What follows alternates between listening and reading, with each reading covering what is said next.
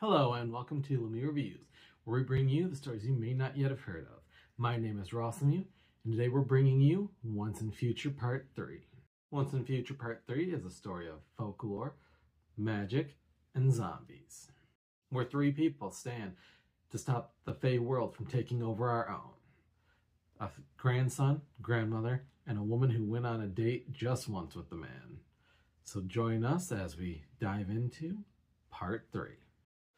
As we turn to the cover page of the third issue of Once and Future, let us remind everyone this is a Boom Studios comic done by Kieran Gillen, Dan Mora, and Tamara Bonneville. This comic was released in 2019 with 5 comic cover variants. Our cover depicts Duncan, blade in hand, facing down a horde of undead knights.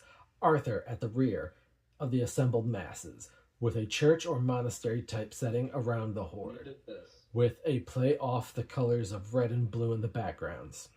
We open up in the other world, Duncan opening fire on the newly turned undead knights, Elaine hiding behind a pulpit, a stray compliment from his grandmother Brigitte on his natural skill of opening fire on the undead shambling horde.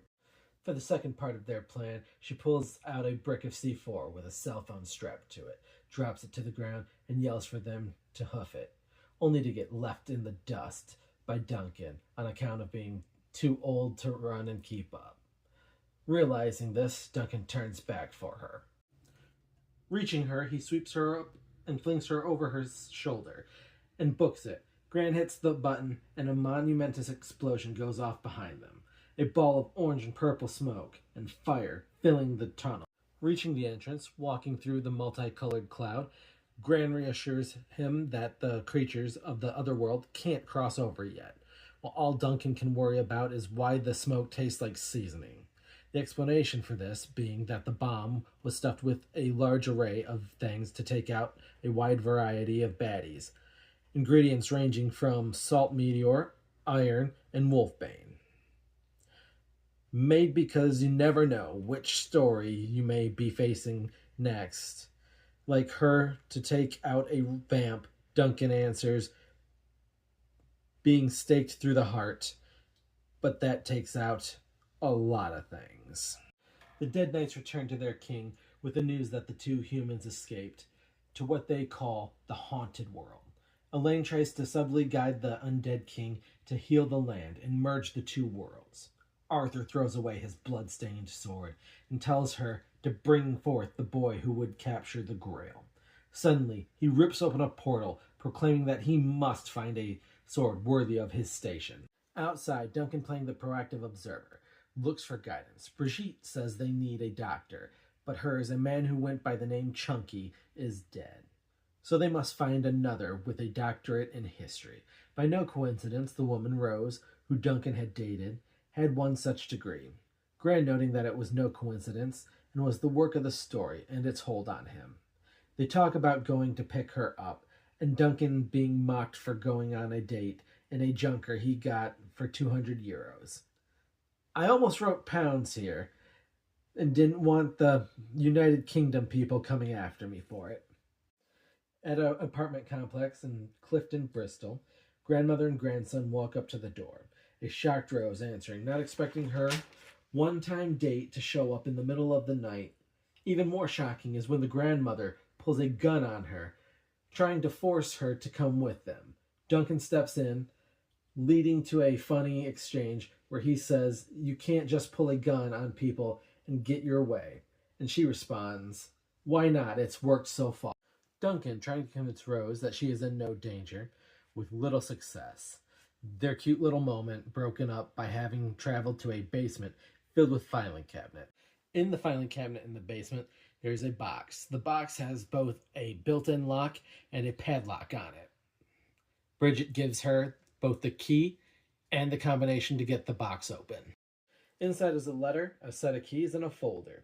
The letter tells whoever reads it to do as they are told, because whatever they are told is absolutely true, and the situation is really happening.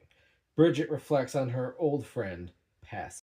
The rest of the group reflect on Brigitte's secretive nature and how Duncan grew up alone and isolated, not really learning much about the world or early history because of the past link to the stories, only to be told once more they have to pack in to Duncan's car and head to Bath.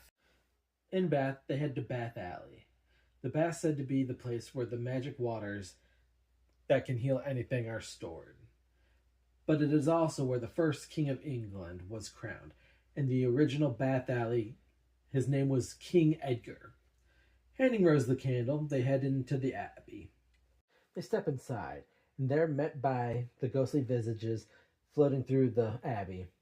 All doubts flee from the newcomer as she beholds the sight, and just as promptly is told to wait outside with the candle. Rose complains, but as she is playing the role of a light to guide them back, as they put it.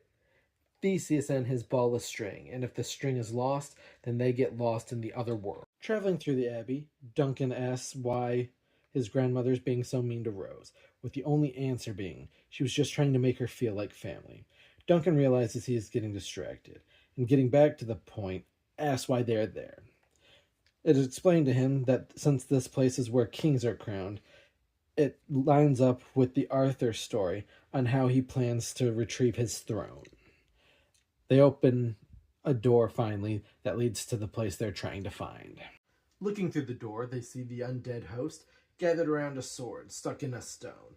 Duncan thinks it's Excalibur, but is corrected, seeing that Arthur variant Bridget suggests he is early Welsh, so the sword might be Clarent. Arthur, putting his hand upon the sword, pulls the sword from the stone and is transformed, now hooded and clad in black armor, a very imposing sight. There is a voice that calls for his attention. They are all drawn to Elaine and her Galahad, a young man dressed up in armor so he can pass as a knight, and so he can play a role in the story to retrieve the Grail. Galahad assures Arthur that he can succeed at his task, while Gran begins to remove and assemble something from Duncan's backpack that she says will assure Galahad's. The thing that can stop Galahad turns out to be an everyday rifle that she is now aiming straight at his head. But that concludes part 3. And that'll close out part 3 of Once and Future.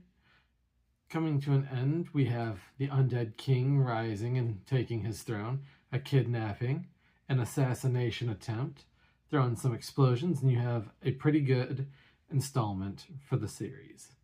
The horror aspects are still on point. The shambling corpses also giving them magical abilities in the end was a nice touch. Now let's talk about the art, in both its style and coloring, the use of bright against dark with very detailed drawings, every line painstakingly placed to draw out the emotions on a face or a zombie decaying flesh, or the lines that make up the knight's armor. Such details convey both the horror and the comedy. Comedy such as the looks on the characters' faces in situations they find ridiculous. The story is engaging, just the constant blending of myth and modern day setting. I am loving every bit of it and can't wait for the next part. Thank you all for joining me today. Please like, share, and subscribe. Leave a comment down below and let us know what you thought. Till next.